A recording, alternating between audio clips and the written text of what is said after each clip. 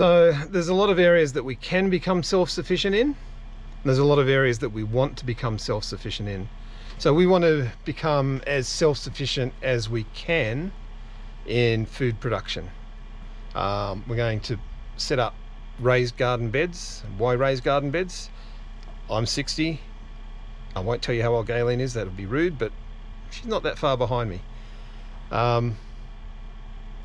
We don't want to be spending our days kneeling down on the ground, you know, planting and weeding and picking and doing all that. So raised garden beds are the way we go.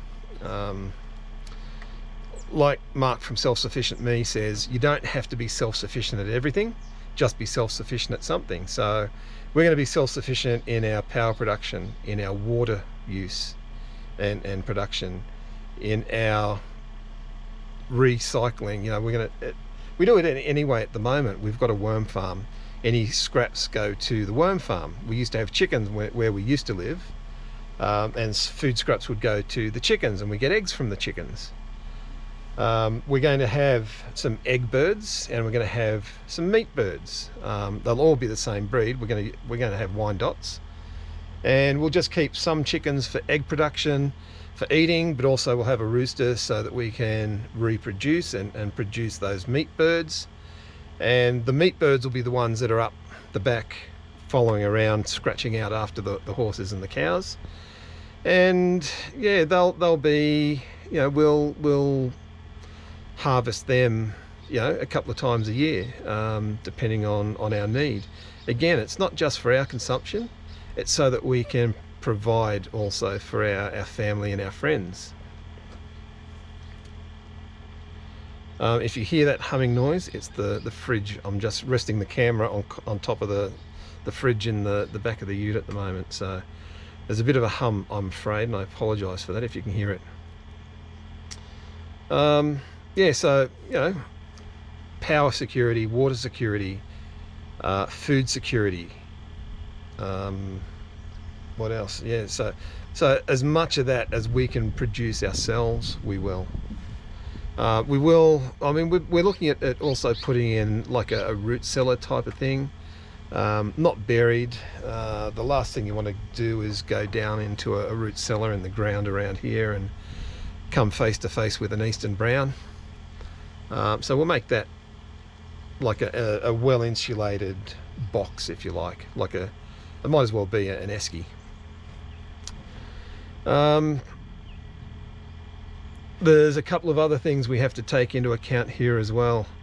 There is a big feral pig problem. So pest control is one of the things we're going to have to look at pretty soon. This isn't, I don't think, exactly the right time of year to be trapping pigs. I think they say that sort of spring, early to mid-spring is the best time to do that. So we've got a little bit of time to get ready for that. We have been talking to local land services, and they do hire out traps, and they provide you with grain to attract the pigs in as well.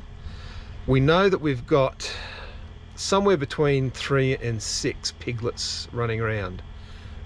They used to run around with their mother, but their mother was controlled. Let me put it that way, so I don't pick up a ban. And they're at the back here, and I'll show you later. You'll get to see there's a crown land, as I said before, back there, and it's not very well managed, and there's a lot of little you know, wallows and things like that the pigs like. We've seen 6 of them running around. Lately they've been spotted as 3, so I don't know whether other hunters have taken them or something like that, but yeah, it looks like we're down to 3 now. I'd like to get that down to 0 because they've made a terrible mess of the ground around here. Both here, I went for a walk through the Crown Land section today. It's atrocious what they've done in there, and also next door they've gone through the fence between us into his property. So yeah, they really are a pest species, and they really need to be controlled. The other thing is there's a lot of kangaroos around here. Our neighbour does have a macropod license, so he can take them, but he only targets the really big ones. He's only after the big bucks that basically destroy fences, Anything like the cute little pretty face wallabies get left alone. They're nice to look at. It's only the ones that are going to do damage to your property. And I don't even mind the fact that they eat the grass. You know, there's plenty of grass up there for all of our horses. Chuck a couple of cows up there, there'll still be enough grass. So what if the kangaroos take a little bit of grass? I'm not concerned about that. They are nice eating though. The other thing that we're looking to do obviously is create a homestead, and I've seen that there's a little bit of controversy around using the term homestead. A lot of people think that it's an American term. It's not, it's actually an Australian term.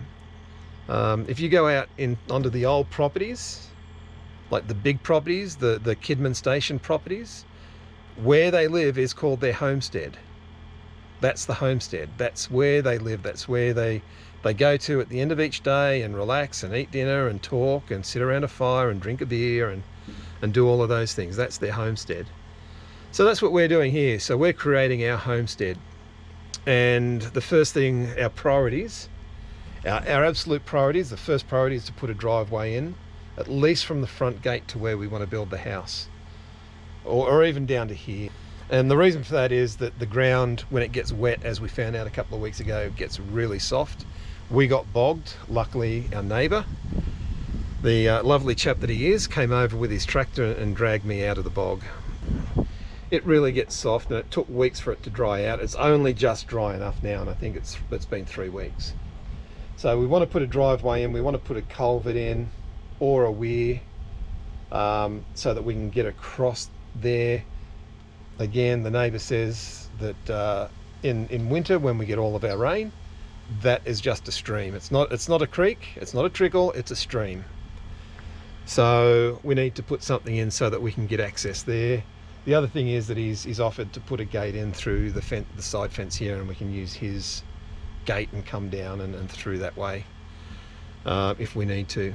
So one of the beauties of living in the country, everyone wants to help everyone else. You know, it's people give you the shirt off their back. They really would if you needed it. You know, one of the guys that we know in town has chickens, so we get some free eggs every now and again, and that's all right, because when we're producing, we'll share what we've got as well. You know, if we've got a surplus in meat, we'll share our meat. If we've got a surplus in eggs, we'll share our eggs. If we've got a surplus in chooks, we'll share our chooks. It's just the way it is. It's the way it should be. The second thing we want to do is clear the house block. So there's a lot of little trees about yay high there at the moment, and we want to get rid of them.